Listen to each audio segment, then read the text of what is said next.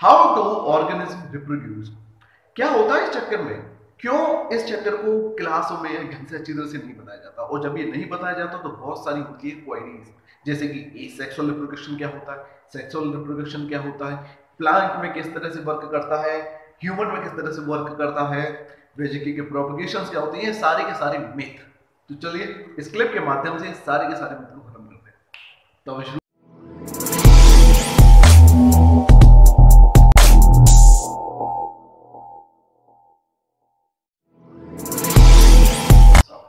So hello everyone, मैं self प्रशांत देगी, now watching life science YouTube channel.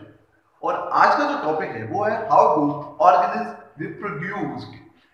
मेरा ये मानना है, एक्चुअली में मेरा इस तरह के मैं सोच रहा था कि देखो बाकी सारी चीजें मैं पढ़ाता रहता हूँ कि इस पर क्या किस तरह से मैं बनाऊं, बहुत सोच रहा था। फिर मैंने सोचा कि यार चलो ठीक है, जो होगा सो होगा, आप लोग भी मैच्योर है और हर बालक की एक शिद्दत होती है कि क्लास में सिर्फ इसी चैप्टर का इंतजार करना है। टू बी फ्रैंक, हर कोई भाई तुम्हारी उम्र में जब हम थे तो हम भी यही इंतजार करते थे कि कब सर ये वाला चैप्टर पढ़ाएंगे।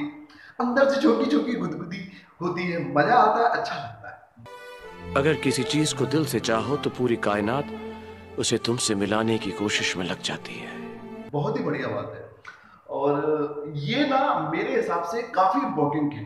देखो यार, इस तरह की नॉलेज होनी तो चाहिए, इस चीज से आप कभी नहीं बच सकते। टीचर क्लास में तो देखो, हमने तो कभी क्लास में हमारे टीचर ने तो नहीं पढ़ाया।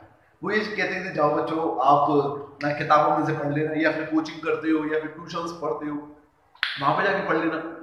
हाँ, ट्यूशन में तो पढ़ाते हैं, तो ये बात तो मैं खुद बच्चों को ट्यूशन पढ़ाता हूँ, तो मैं ट्यूशन में तो पढ़ा ही देता हूँ। मैं बच्चों से पूछता हूँ भाई कोई प्रॉब्लम तो नहीं है, लेकिन हाँ जो टीचर है वो इस चीज से पढ़ाने से बचते हैं।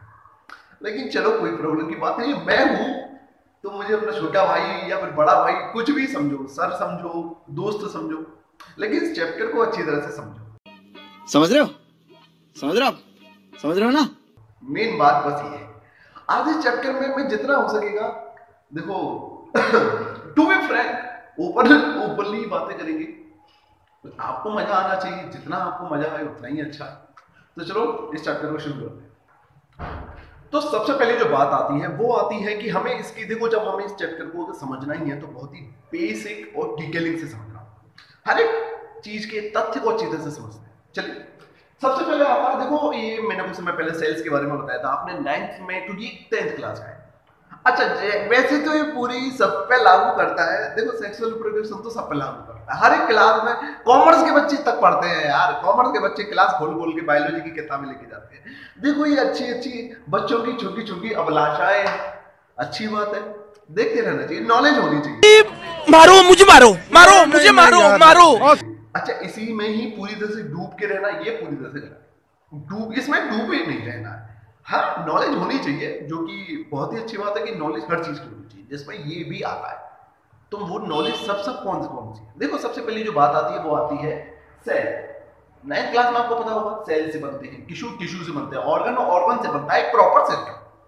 ठीक, अब ये सिस्टम एक्चुअली में बहुत तरह की, रेस्पिरेशन सिस्टम होता है, हमारा हार्ट ट्यूब से रिलेटेड भी होता है, सर्कुलेशन सिस्टम अगर हम बात करते हैं, हमारे एसपी सिस्टम के ऊपर होता है, डाइजेशन सिस्टम भी होता है, उसी तरह से हमारा रिप्रोडक्शन सिस्टम भी होता है, जो कि बहुत जरूरी भी होता है। अब ये जरूरी क्यों है? बिकॉज देखो यार, हम अमर तो हैं, हम हमेशा सालों साल जिंदा रहने वाले तो हैं, ठीक है ना?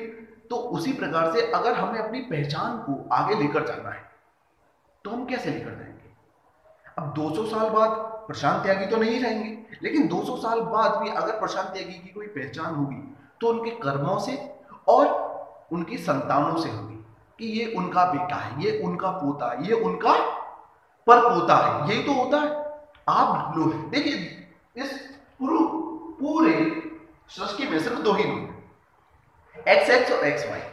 अब ये मत कहना कि तुम्हें पता नहीं, ठीक है ना, XX ये तो चलो चलो छोड़ो यार, तुम मेरे पास आए हो तो हर तरह की नॉलेज होगा। ये एक्चुअल में है क्रोमोसोम। क्रोमोसोम क्या होते हैं? डीएनए और प्रोटीन से मिलकर बनते हैं क्रोमोसोम, ठीक है ना, याद रखो। नहीं पता कॉपी में लिखते रहा करो, डीएनए और प्रोटीन से बनते हैं क्रोमोसोम, और ये क्रोमोसोम ही होते हैं XX और XY। क्या संतानों की संतान रेस्पिरेशन सिस्टम से आ जाएंगी? नहीं आएंगी। क्या डाइजेस्टिव सिस्टम से हो सकता है? नहीं हो सकता। तो अगर मुझे अपनी संतानों की अगर बात करूं कि मुझे अपनी संतान, अपनी पीढ़ी बढ़ानी है, तो वहां पर हमें क्या करना पड़ेगा? रिप्रोडक्शन सिस्टम का सहारा लेना पड़ेगा।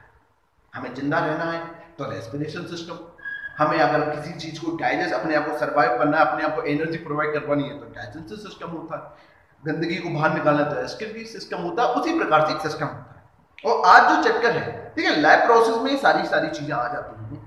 आपने अगर पढ़ा होगा तो उसमें ये सारे डाइजेस्टिव और हार्ट से रिलेटेड भी सारी चीजें हैं। कंट्रोल एंड कोऑर्डिनेशन चैप्टर आपके यहाँ 2020 के हिसाब से अगर आप देख रहे हैं तो ये निकाल दिया गया है चैप्टर। लेकिन ये भी कहा जा रहा है कि कुछ ना कुछ, जैसे कि एमसीक्यू क्वेश्चन हुए, एक दो नंबर के क्वेश्चन हुए, ये आपसे आपके पेपर में पूछ लिए जा सकते हैं। तो तैयारी तो करनी है और मैं इससे रिलेटेड आपको नोट्स प्रोवाइड करवा दूंगा। लेकिन हाँ, ये चैप्टर तो रहेगा और रहना भी चाहिए। तो भाई कुछ भी हो जाए, इस पर पूरी तरह से फोकस, इस चीज को अच्छी तरह से समझने के लिए या फिर किसी को बताने के लिए कोई ना कोई परिभाषा होती है। अगर हम बात करते हैं रिप्रोडक्शन की, तो इसकी क्या बननी चाहिए भाई? The process in which organism produce new organism of their own kind. भाई अपने नई संतान को, नए ऑर्गेनिज्म को प्रोड्यूस करना, यही तो रिप्रोडक्शन सिस्टम है। ठीक, अब अगर ये चीज की बात आती है तो ये दो टाइप में होता है, सेक्सुअल और एसेक्सुअल।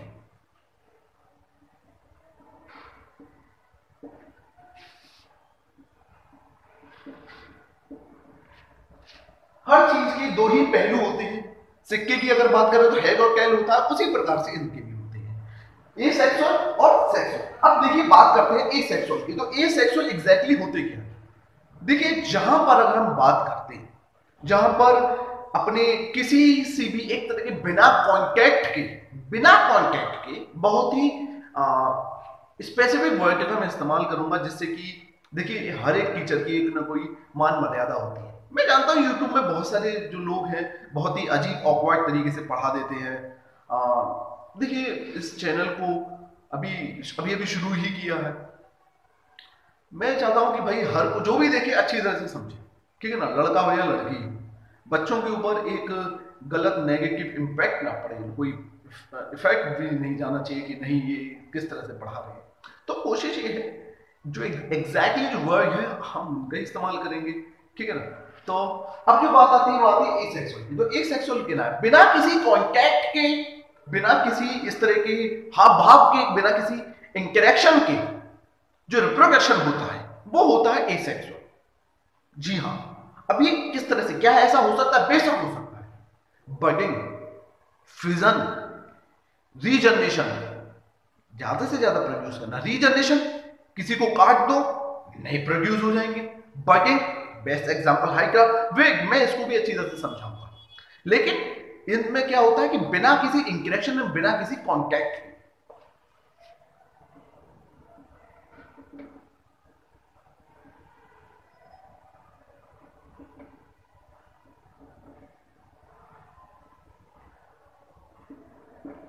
इसमें कोई ज्यादा कांटेक्ट की जरूरत नहीं पड़ती है, ठीक है ना।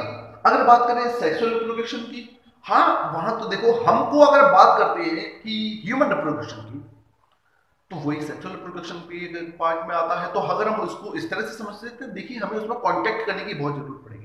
It's not like phone call. हाँ, फोन कॉल एक यूज हो सकता है किसी से कांटेक्ट बिठाने के लिए, लेकिन हाँ किसी से कांटेक्ट तो करना पड़ेगा ना भाई। देखो मतलब आगे बढ़ना है तो अपोजिट डायरेक्शन होना चाहिए भाई। समझ रहे हो? समझ रहे हो आप? समझ रहे हो ना?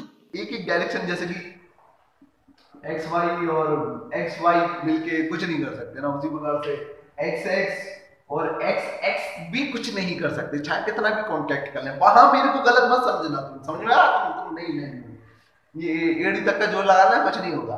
लेकिन जब ये आपस में कांटेक्ट करेंगे, अपोजिट डायरेक्शन में कांटेक्ट करेंगे, इंटरेक्ट करेंगे, एक दूसरे को प्रभावित करेंगे, तो बेशक फर्क पड़ेगा भाई, कुछ ना कुछ तो नया होगा, ठीक है ना। तो वही कुल मिला के न्यू और कुछ नया होगा। तो यहां पर आप एसेक्सुअल रिप्रोडक्शन अच्छी तरह से समझ ही चुके हैं कि क्या होता है एसेक्सुअल रिप्रोडक्शन। चलिए अब बात करते हैं हम इसके आगे की एसेक्सुअल रिप्रोडक्शन में कौन कौन सी होती है। एक्चुअल में क्या होता है कि इसके अंदर वेरिएशंस बहुत लो होते हैं, इसलिए हम इसको लो वेरिएशंस का भी पार्ट बोलते हैं। बिकॉज काफी स्पेसिफिक है ना ये, इसके अंदर कुछ ज्यादा कैटेगरीज या इस तरीके से कुछ चीजें नहीं होती, क्योंकि इंटरेक्शन ही नहीं है, इंटरेक्शन ही नहीं है, कॉन्टैक्ट ही नहीं है। हमारे अंदर वेरिएशंस के बहुत सारे पार्ट्स होते हैं, तो इसी पर्पज से हमें इसको भी अच्छे से समझ लेते हैं। समझ लेते हैं हम एसेक्सुअल रिप्रोडक्शन के बारे में। एसेक्सुअल रिप्रोडक्शन में जो सबसे पहला आता है वो आता है फिजन। एक्चुअली फिजन दो पार्ट में कन्वर्ट है, जैसे ये सारी चीजें मैंने एक एक करके लिखी है। फिजन दो पार्ट में कन्वर्ट है, बाइनरी और मल्टीपल। बाइनरी क्या होता है? जो दो में कन्वर्ट हो, जो दो चीजों से हो, और मल्टीपल बहुत सारे होते हैं। इसमें कोई कंफ्यूजन होने वाली बात नहीं। बाइनरी का मतलब यहां से सिर्फ और सिर्फ दो से है, और 2 and 3 है, मोर से ज्यादा जितना हो सके ये बाइनरी हुआ। लेकिन यहां पर अगर मल्टीपल आ जाए, मल्टीपल का मतलब है बहुत सारी अगर चीजों से समझने का मतलब है सिर्फ मल्टीपल फिजन। लेकिन जहां पर दो की बात होती है तो वहां पर सिर्फ बाइनरी फिजन। तो ये एक फिजन का एक समझने का सबसे अच्छा है। दूसरी पर जो बात आती है वो आती है बडिंग। बडिंग क्या होता है? देखिए, बडिंग का मतलब अगर आपने 9th क्लास में एक टिश्यू पढ़ा होगा तो वहां पर होगा टिश्यू का होगा प्लांट टिश्यू। प्लांट टिश्यू के पार्ट जो थे वो कौन कौन से थे? मेरिस्टेमेटिक था, एपिकल था, इंटरकैरली था। आपने वहां चीजें से सुना होगा। सो एपिकल और मेरिस्टेमेटिक इस तरह से वर्क कर रहे थे कि नहीं कर रहे थे साइगोनोड में, एंड देन वहां पर एक और चीज थी, वो थी साइगोनोड, वो था इंटरकैरली या फिर एपिकल या मेरिस्टेमेटिक। अगर वहां से देखिए, ये आपको अपने दिमाग में बस बैठाना है, वो समझना है, जिससे कि आप भी चेक करिए ना कि आपको 9th क्लास में कितना है। और अगर आपने वो नहीं है तो कोई बात नहीं, मैंने प्लांट टिश्यू से रिलेटेड क्लिपिंग बनाई है 9th क्लास का। ये तो 10th क्लास का, मैंने 9th क्लास से रिलेटेड भी बनाई है, आप वहां पे जाके चेक कर सकते हैं। चैनल पे जाके ही चेक करना, ठीक है ना, कोई ऐसी प्रॉब्लम की बात नहीं है। लेकिन चलिए समझते हैं। अब हाइड्रा जो इसका ऑप्शन रखा जाता है, तो बस वो कनेक्शन बिठाने की कोशिश करें। हाइड्रा एग्जैक्टली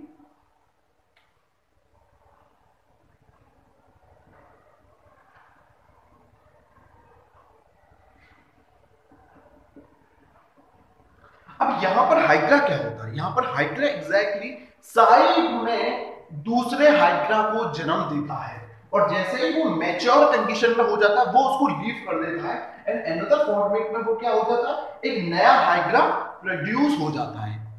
तो यहां पर कहीं आपको कांटेक्ट या इंटरेक्शन किसी चीज का दिखा? आपको नहीं दिखाना, तो इसीलिए हम इसको एसेक्सुअल में लेकर आते हैं। यहां पर आपको किसी और दूसरी चीजों का आपको दिखने को नहीं मिला। यहां पर हाइड्रा ने ही खुद से उसको प्रोड्यूस कर दिया, बिना किसी दूसरे के इंटरेक्शन के, बिना किसी दूसरे के कांटेक्ट से। इसी चक्कर में बडिंग जो है कि अपने अंदर से किसी दूसरी चीज को प्रोड्यूस करके निकालना, that is the meaning of this budding. बहुत ही आसान भाषा में इसको समझिए। इसका ऑप्शन भी मैंने लिख दिया है। Best example is a hydra. चलिए अब आगे बढ़ते हैं। Spore formation. स्पोर फॉर्मेशन को सबसे अच्छा तरीका है समझने का द एग्जांपल ऑफ चना। चने को अगर हम जमीन में गाड़ देते हैं, जमीन में अगर चने को गाड़ देते हैं तो एग्जैक्टली होता क्या है? अब चने को अपने आप से ग्रो करने के लिए, राजमा को ग्रो करने के लिए एक सबसे बड़ी कठिन परीक्षा जो होती है वो होती है अपने कवर को पहले तो ब्रेक करना, सिंपल। दूसरा, फिर उस जमीन को ऊपर से निकलना, यानी कि वहां को चीरते हुए निकलना। तो एग्जैक्टली हो क्या रहा है वहां पर? अगर आप एग्जैक्टली इसको अच्छी तरह से समझने की कोशिश करेंगे तो वो ये हो रहा है कि यहां पर स्पोर फॉर्मेशन हो रहा है अपने आप को ग्रोथ करने के लिए। चलिए मैं उसके भी बारे में अच्छी तरह से बता देता हूं।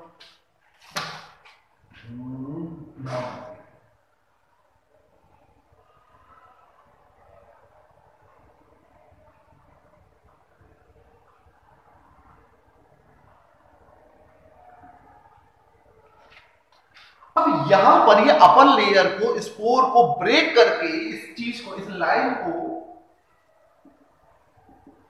लाइन को ब्रेक करके ही तो वो ऊपर आ रहा है। तो यहां पर उसने अपने आप को स्पोर फॉर्मेशन किया, किसके लिए? For a growth.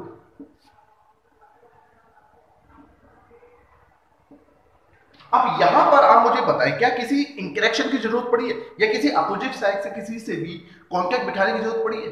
नहीं ना। तो आप इसको इसी पर्पस से समझ के अच्छी तरह से चलते चलिए कि सेक्सुअल रिप्रोडक्शन कहां पर यूज होता है और एसेक्सुअल रिप्रोडक्शन कहां पर यूज होता है।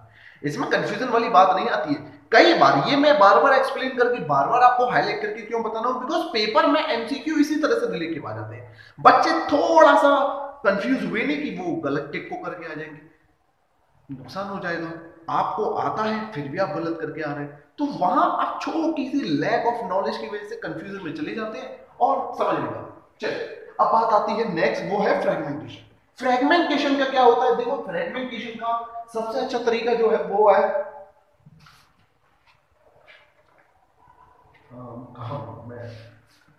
देखिए मैं बार बार साइड हट जाता हूँ, बार बार साइड हटता हूँ, जिससे कि आप सामने नोट करते चले। अगर आपने नोट नहीं किए, बहुत ही छोटे छोटे कीवर्ड के फॉर्म में मैं आपको समझा दूं, जिससे कि बड़ी जल्दी आप कैच कर सकें।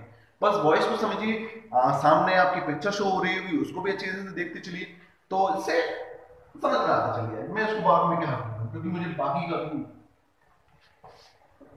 अपनी कला का प्रदर्शन करने का मुझे काफी अच्छा मिलता है। तो ऐसे नहीं तो ऐसे जब मौका मिले।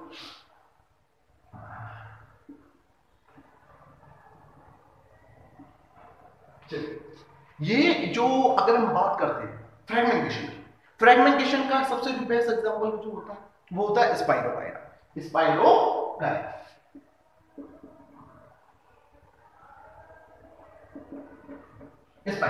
स्पाइरोगायरा क्या है? एक्चुअली स्पाइरोगायरा को हम फ्रेगमेंटेशन में क्यों रख रहे हैं? फ्रेगमेंटेशन का सबसे जो एडवांटेज जो होता है, अगर हम उसको दो पार्ट में काट देते हैं तो ये दो नए ग्रुप हो सकते हैं। अभी ये एक है, बहुत ध्यान से देखिए, मैंने एक बनाया, ये स्पाइरोगायरा, एक स्पाइरोगायरा को बीच में से क्या किया मैंने? काट दिया। बीच में से क्या किया मैंने? बीच में से इसको उसके दो हिस्से कर दिए। तो now you have a two spirogyra.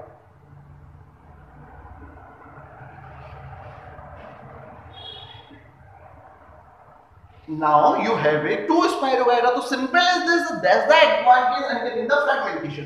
Spirogyra. अब यहाँ पर फिर से समझिए कि यहाँ पर किसी और से कांटेक्ट करने को मौका मिला नहीं, किसी दूसरे अपोजिट साइड का नहीं। हमने क्या किया? एक Spirogyra को काट दिया और उसके दो टुकड़े कर दिए।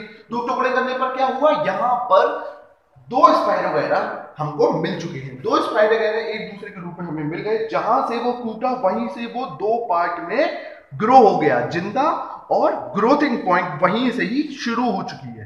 तो ये चीज किसके अंदर आएगी? फ्रेगमेंटेशन के अंदर आएगी। चलिए अब समझ लेते हैं रीजनरेशन क्या होता है। क्वेश्चंस यहां पर थोड़ा इंपॉर्टेंट इसलिए हो जाता है क्योंकि रीजनरेशन में और फ्रेगमेंटेशन से बच्चे ज्यादा कंफ्यूज हो जाते हैं। ये था स्पाइरोगायरा, लेकिन रीजनरेशन क्या होता है? रीजनरेशन का एग्जांपल होता है, इसका जो बेस्ट एग्जांपल है वो है प्लेनेरिया। रीजनरेशन का जो बेस्ट एग्जांपल प्लेनेरिया इसलिए होता है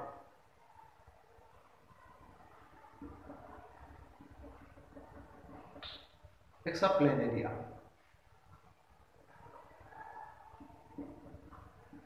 हाँ, अब मैंने क्या किया? प्लेनेरिया को अगर मैं तीन हिस्सों में कट करता हूं, तो यहां पर स्पाइरोगायरा जहां से कट किया था वहीं से ग्रोथ होने लग जाएगी। लेकिन प्लेनेरिया का ये है कि अगर हम इसको तीन हिस्सों में कट करते हैं तो ये तीन प्लेनेरिया बनते हैं।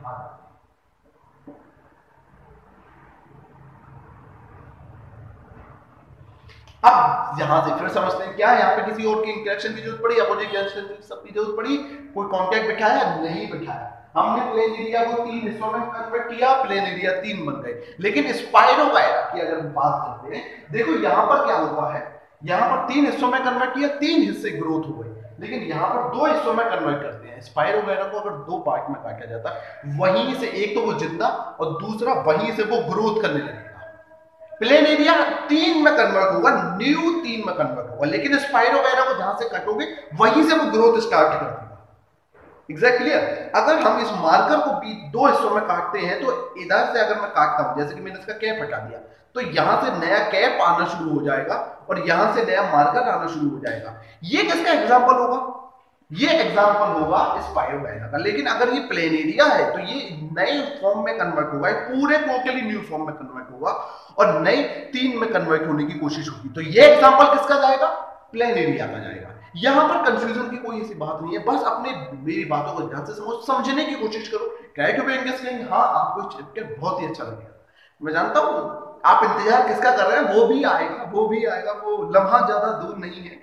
मैं ज्यादा पीछे नहीं आपकी बढ़ाऊंगा नहीं, लेकिन हाँ इस चीज को नोट करते जाओ। इसके अंदर एक और जो चीज आती है वो आती है, ये एग्जैक्टली 5 नहीं है, एग्जैक्टली 6 है। पहला होता है फिजन, जो दो पार्ट में कन्वर्ट है, बाइनरी और मल्टीपल। बाइनरी जो दो में, मल्टीपल बहुत सारों में बटे, जो अपने साइड से ही खुद से निकलना शुरू हो जाता है, जिसे हम कहते हैं बेस्ट एग्जांपल हाई का। स्पोर फॉर्मेशन का हम कोई सा भी नॉन फेज में ले सकते हैं। फ्रेगमेंटेशन रीजनरेशन का सबसे ज्यादा इंपॉर्टेंट होता है, जो एग्जांपल है स्पाइरोगायरा और रीजनरेशन का प्लेनेरिया। लेकिन यहाँ पे जो छठा होता है वो होता है vegetative propagation. Exactly vegetative propagation वो क्या होता है वो भी अच्छे से समझ लेते हैं। तो चलिए अब हम बात करते हैं हमारे नेक्स्ट टॉपिक जो है वेजिटेटिव प्रोपगेशन के ऊपर। Vegetative propagation exactly is not asexual, ये प्लांट रिप्रोडक्शन के ही अंदर आ जाता है। क्यों आता है प्लांट रिप्रोडक्शन, ये थोड़ा हाईलाइट नहीं है, अब आपको दिखेगा प्लांट रिप्रोडक्शन के अंदर क्यों आ जाता है। देखो जहां जहां प्लांट रिप्रोडक्शन इस तरह की वेजिटेटिव से रिलेटेड बात है, तो वेजिटेटिव का मतलब क्या है exactly, leaf, root and stem.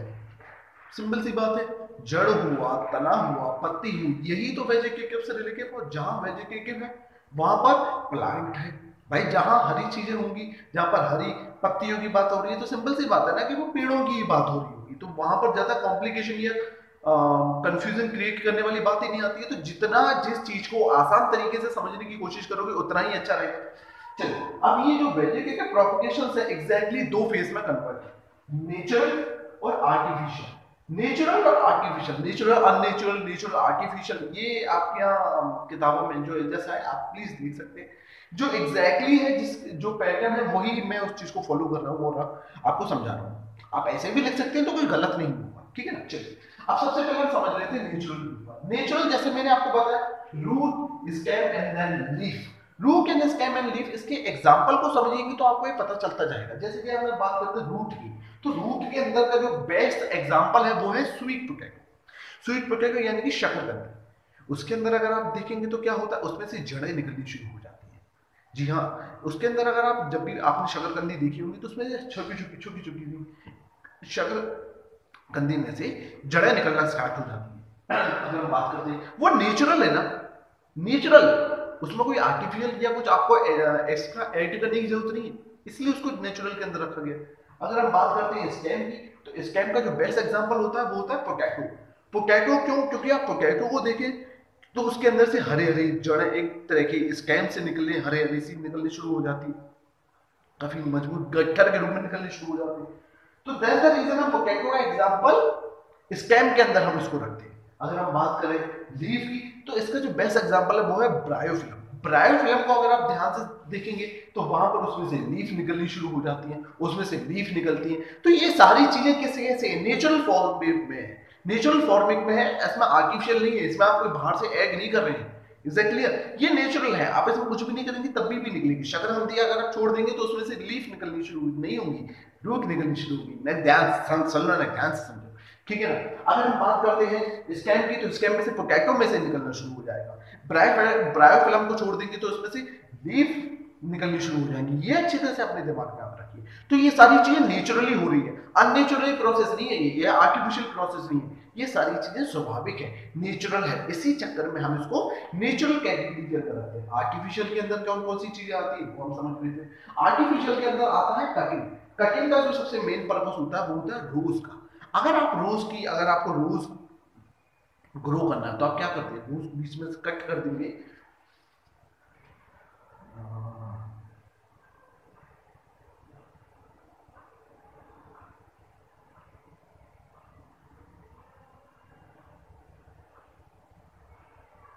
जो आशिक है उनके लिए ये रोज है, और जो कुछ भी नहीं है उनके लिए गंदी आर्ट हो सकती है। उनको समझ लीजिए। देखो यार, सुनो मेरी बात, है ना, मेरी ड्राइंग बहुत अच्छी है, सच बता रहा हूँ, मेरी ड्राइंग बहुत अच्छी है। आज पता नहीं मार्कर काम नहीं करता, समझ रहे हो। मतलब आज मार्कर पता नहीं, मार्कर के अंदर दम नहीं है, मार्कर में ऐसे नकली बीच रहे ना रहे। मतलब पहले तो मेरा बहुत अच्छा हाथ चलता था, पहले बहुत पहले, है ना।